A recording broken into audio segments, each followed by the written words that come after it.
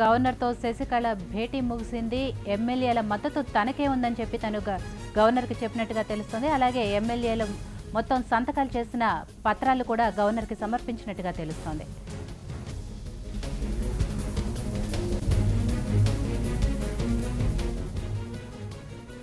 గవర్నర్తో శశికళ భేటీ ముగిసింది. ఎమ్మెల్యేల మద్దతు లేఖల్ని ఆమె గవర్నర్కి ఇచ్చారు. మెజార్టీ సభ్యుల మద్దతు తనకే ఉందన్నారు. గవర్నర్తో భేటీకి ముందు శశికళ జయ సమాధి ముందు నివాళులు అర్పించారు. దీనికి సంబంధించిన మరిన్ని అప్డేట్స్ మా ప్రతినిధి మోహన్ అడిగి తెలుసుకుందాం. మోహన్, శశికళ అలాగే గవర్నర్ విద్యాసాగర్కు మధ్య భేటీకి సంబంధించిన డీటెయిల్స్ చెప్పండి. విజిత ఈ రోజు దాదాపుగా 25 నిమిషాలకు పైగా సుమారు అర్ధ గంట వరకు కూడా శశికళ గవర్నర్తో ఇన్ఛార్జి గవర్నర్తో భేటీ కావడం జరిగింది. ఈ భేటీలో ప్రధానంగా ఆమెకు సంబంధించినటువంటి ఎమ్మెల్యేల మద్దతును, అంటే గతంలో తీసుకున్నటువంటి నిర్ణయాన్ని ఎమ్మెల్యేలందరూ కూడా ఏకగ్రీవంగా తనను శాసనసభాపక్ష నేతగా ఎన్నుకున్నటువంటి సందర్భంలో చేసినటువంటి సంతకాలకు సంబంధించినటువంటి ప్రతులను గవర్నర్ చూపించి తనకు సంబంధించినటువంటి విశ్వాసాన్ని తీసుకొని ఆమెను ముఖ్యమంత్రిగా ప్రకటించాలని చెప్పి కూడా ఆమె కోరినట్టుగా తెలుస్తోంది.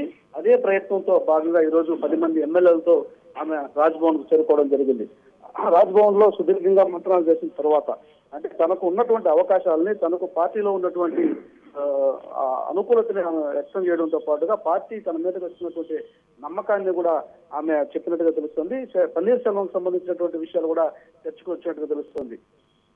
ఇవన్నీ పరిశీలించిన తర్వాత సుమారుగా అంటే 25 నుంచి 30 నిమిషాలు పైగానే ఆమె గవర్నర్ తో మాట్లాడడం జరిగింది. ఆ తర్వాత ఆమె బయటకు వచ్చి అందరికీ అభివాదం చేస్తూ కారు కూడా దిక్కుండా వెళ్ళింది. అయితే ఇక్కడ పన్నీర్ సెల్వంకు ఈ శశికళకి మధ్య వ్యత్యాసం చూసినట్లయితే గవర్నర్ తో కలిసిన తర్వాత ఆయన నుంచి బయట మీడియాతో మాట్లాడడం జరిగింది. ఈయన మీడియాతో మాట్లాడకుండా నేరుగా వెళ్తున్నారు. అయితే ఈ పోలీస్ గార్డెన్ కు వెళ్ళిన తర్వాత ఏమైనా మీడియాతో మాట్లాడే అవకాశం ఉందా? అయితే గవర్నర్ సానుకూలంగా స్పందించారు లేదన్నది మాత్రం ఏ విషయం కూడా బహిర్గతం చెప్పకుండా వెళ్తున్నారు.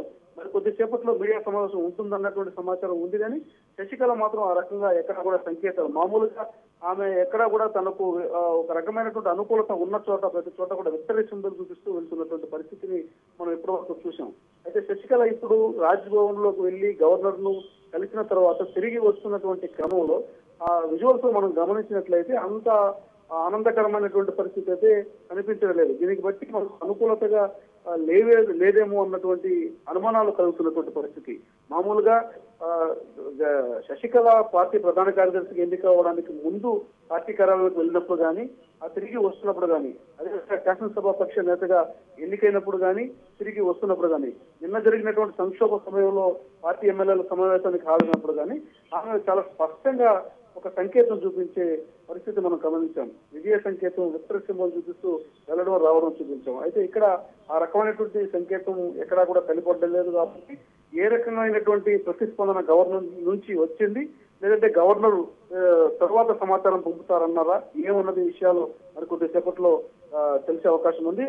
శశికళ కూడా పోలీస్ గార్డెన్ లో మీడియాతో మాట్లాడే అవకాశం ఉందని ఒక వర్గం చెప్తున్నప్పటికీ ఇప్పటి వరకు అయితే అలాంటి క్లారిటీ ఏమి లేదు. మరి రాజ్భవన్ నుంచి ఇద్దరు వాదనలు విన్న తర్వాత ఏ రకమైనటువంటి అభిప్రాయాన్ని రాజ్భవన్ నుంచి ఏం జరుగుతుంది, రాజ్భవన్ ఏ రకమైన నిర్ణయం తీసుకుంటుంది అన్నది కూడా తెలియజేయాల్సినటువంటి పరిస్థితి ఉన్నటువంటి నేపథ్యంలో మరికొద్దిసేపు వెయిట్ చేస్తే కానీ వాస్తవం బయటకు వచ్చే అవకాశం కనపడడం లేదు. విజిత, చూసుకుంటే తమిళనాడులో నిమిషానికి పరిణామాలు మారిపోతున్నాయి. ఒక పరిణామానికి ఇంకో పరిణామానికి ఎటువంటి సంబంధం లేకుండా మారిపోతున్నాయి. ఎలా అంటే ఇందాకటి వరకు కూడా వ్యతిరేకించిన మధుసూదన్ లాంటి సీనియర్లు కూడా సెల్వం గూటికి చేరుకుంటున్నారు. సో ఈ పరిణామాలన్నీ చూస్తుంటే ఏమనిపిస్తుంది? అంటే గంటతో రూపం మారినటువంటి రాజకీయాలు, తమిళ రాజకీయాలకు పురుషపడే సమయం ఇప్పుడే ఆసన్నమైంది. ఇప్పటి వరకు జరిగినటువంటి రాజకీయాలు ఒక ఎత్తు అయితే, ఆ రాజకీయాల పర్యవసానం, ఆ రాజకీయాల యొక్క ఎవరు ఆశించిన ఫలితం వారికి వస్తుందా లేదా అన్నది గవర్నర్ చేతులు దాగి ఉన్నటువంటి అంశం. గవర్నర్ యొక్క చేతల ద్వారా, అంటే గవర్నర్ యొక్క నిర్ణయం ద్వారా, గవర్నర్ యొక్క విచక్షణ చెప్పనున్నటువంటి అంశాల ద్వారానే ఇప్పటి వరకు నిలిపినటువంటి రాజకీయాల యొక్క ప్రతిఫలం ఆధారపడి ఉంటుంది.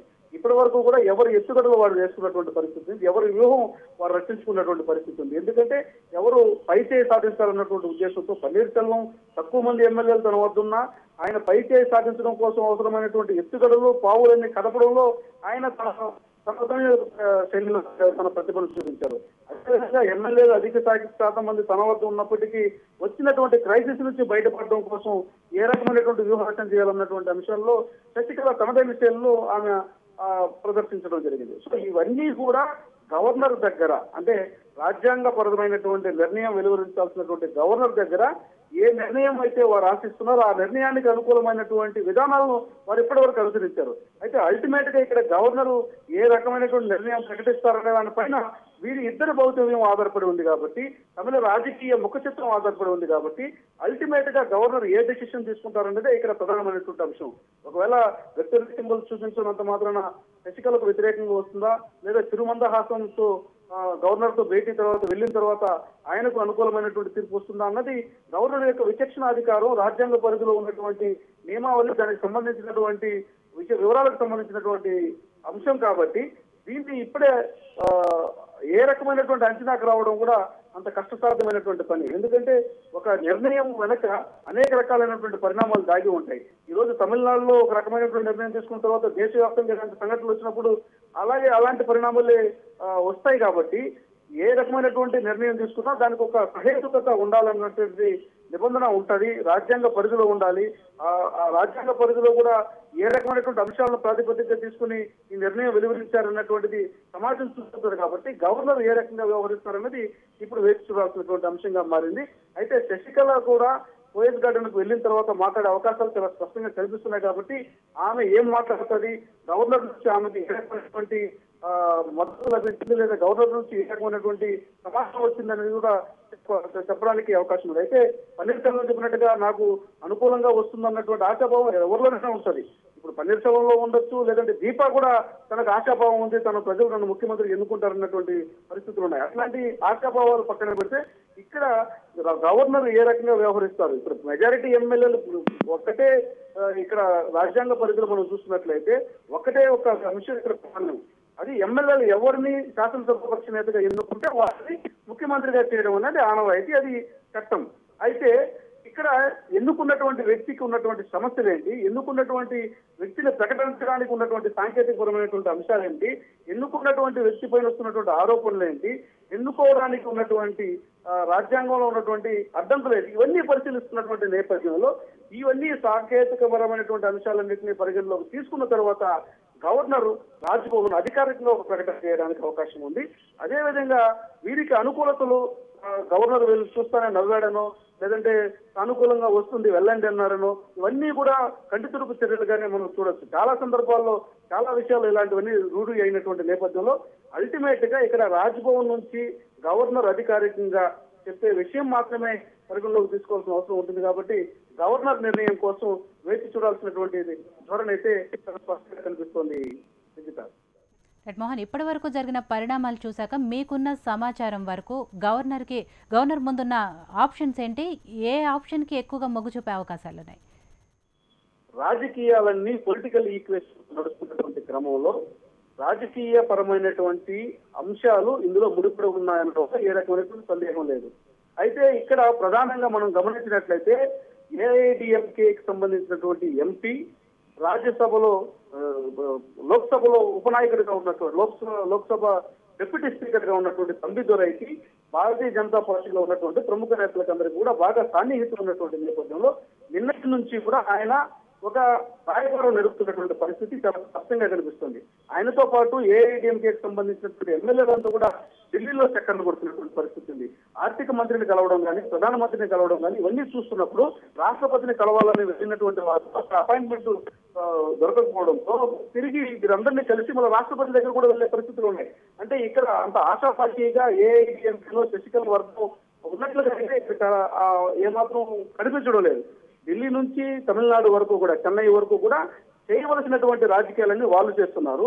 అయితే ఈ అడ్డంకులకన్నిటికీ కారణం కూడా కేంద్రం ఒక ఆట ఆడుతుందన్నది ఇప్పటికీ కూడా రాజకీయ విశ్లేషకులు చెప్తున్నమాట. బీజేపీ నుంచి రాజ్యసభ సభ్యుడైనటువంటి సుబ్రహ్మణ్య స్వామి సైతం కొంతమంది నాయకులు ఆడిస్తున్నారు ఈ ఆటను అని చెప్పి బీజేపీ నాయకులపైన విమర్శలు గుప్పించినటువంటి పరిస్థితి. అంటే ఇవన్నీ కూడా బహిర్గతమైనప్పటికీ రాజ్యాంగ పరిధిలో ఉన్నటువంటి గవర్నర్కి సంబంధించి ఈ వ్యాఖ్యలు అన్వయించలేము కాబట్టి ఆయన మినహాయించి బీజేపీని అంటున్నటువంటి పరిస్థితి ఉంది. అంటే కేంద్రం యొక్క సూచనలు లేకుండా రాజ్యాంగ వ్యవస్థ నడుస్తుందన్నది భ్రమ మాత్రమే అవుతుంది. కాబట్టి ఖచ్చితంగా ఇక్కడ కేంద్రం యొక్క ఈక్వేషన్స్, కేంద్రం యొక్క రాజకీయ ప్రయోజనాలు కూడా దీంట్లో ఉంటాయన్నది సుస్పష్టమైనటువంటి అంశం. దీంట్లో నిర్వివాదంగా దీన్ని మనం అంగీకరించాల్సిన విషయం కాబట్టి దీనికి సంబంధించిన అనుకూలతల వైపే తీర్పు ఉంటారన్నది కూడా ఇప్పుడు చాలా వరకు కూడా నిరూపితమైన అంశం. ఎందుకంటే 3 రోజుల క్రితం ఈ నిర్ణయం వెలువడిన తర్వాత 3 రోజుల క్రితం శాసనసభ పక్ష నేతగా ఎన్నికైనటువంటి వ్యక్తిని ముఖ్యమంత్రిగా ప్రకటించడం కోసం 3 రోజుల సమయం తీసుకున్నారంటే ఇక్కడ ఏదో ఒక అంశం దాగి ఉందన్నది ఒక స్పష్టంగా కనిపిస్తున్నటువంటి అంశం. మరి అలాంటి తరుణంలో ఏ అంశాలు అంటే వారి పొలిటికల్ ఆబ్లిగేషన్ కి ఏ అంశాలైతే సానుకూలతకు అవకాశం ఉంటాయో, ఏ అంశాలైతే వాళ్ళ పొలిటికల్ విల్లింగ్ కి సపోర్ట్ చేయడానికి దోహదపడతాయో ఆ అంశాల వారీగానే తీర్పు వెలువడతారన్నది చాలా వరకు కూడా అంగీకరించాల్సి వస్తుంది. సో ఈ రకమైనటువంటి తీర్పు వస్తుందన్నప్పటికీ కూడా అల్టిమేట్ గా ఇక్కడ ఎమ్మెల్యేలందరూ ఏకతాటిపై ఉన్నట్లయితే మాత్రం ఖచ్చితంగా ఆ ఎమ్మెల్యేలు ఎవరిని ప్రతిపాదిస్తే వాళ్ళు చేయాల్సిన అవసరం ఉంటుంది. కోర్టు తీర్పులు అంతటి సెకండరీ కాబట్టి కోర్టు తీర్పు ఎలా వస్తే అలా కోర్టును పూర్తిగా చూపించి కోర్టులో ఉన్నటువంటి కేసును పూర్తిగా చూపించి కొద్ది రోజులు నిలువరించేమో కానీ పూర్తి స్థాయిలో నిలువరించడం అసాధ్యం. కాబట్టి దీనికి సంబంధించి కూడా బీజేపీ ఆచితూచి వ్యవహరిస్తుంది, కేంద్రం కూడా ఆచితూచి వ్యవహరిస్తుంది, ఇతర రాజకీయ పార్టీలు కూడా ఆచితూచి వ్యవహరిస్తాయి. ఎందుకంటే ఇప్పుడు పన్నీర్ సెల్వంకు మద్దతు ఇచ్చినా లేకపోతే ఈ గేమ్ లో పార్టిసిపేట్ చేసినా అది మూన్నాల మూసట అవుతుందని ప్రతిపక్ష పార్టీలు కూడా ఎక్స్పెక్ట్ చేస్తాయి. అయితే ఇక్కడ డిఎంకే లక్ష్యం కూడా ఒకటే, ఏఐడిఎంకేలో చీలిక రావాలి, ఏఐడిఎంకేలో ముస్లిం రావాలి, తద్వారా ఈ ఎన్నికల్లో కాకపోయినా వచ్చే ఎన్నికల్లో లబ్ధి పొందొస్తున్నది రాజకీయ వ్యూహం. అంటే పన్నీర్ సెల్వంకు పూర్తి స్థాయిలో మద్దతు ఇస్తారా, బయట నుంచి మద్దతు ఇస్తారా, లేదా కలిసి ఉంటారా అన్నది ఏఐడిఎంకే డిఎంకే రెండు కూడా బద్ద శత్రువులైనటువంటి పార్టీలు. ఏఐడిఎంకే పుట్టుక డిఎంకే నుంచి బయట వచ్చినప్పుడే ఇది ఒక సిద్ధాంత ప్రకటించడంతో బయట వచ్చినటువంటి నేపథ్యంలో మరిన్ని అప్డేట్స్ కోసం మళ్ళీ కాంటాక్ట్ చేస్తాం. Thank you Mohan.